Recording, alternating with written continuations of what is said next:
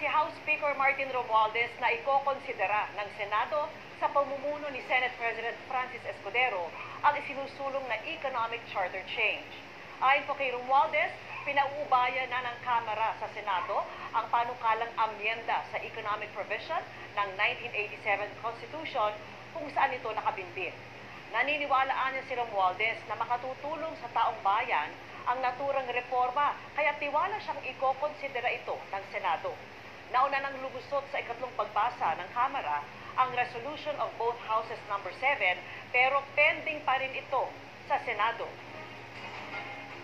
Well, the economic amendments to the Constitution, well, we will leave that up to our friends in the Senate. Doon pa nakapending. So, sa atin naman, basta anong maabuti sa taong bayan, we feel that economic reforms and amendments can do that. I'm sure that the Senate will consider it.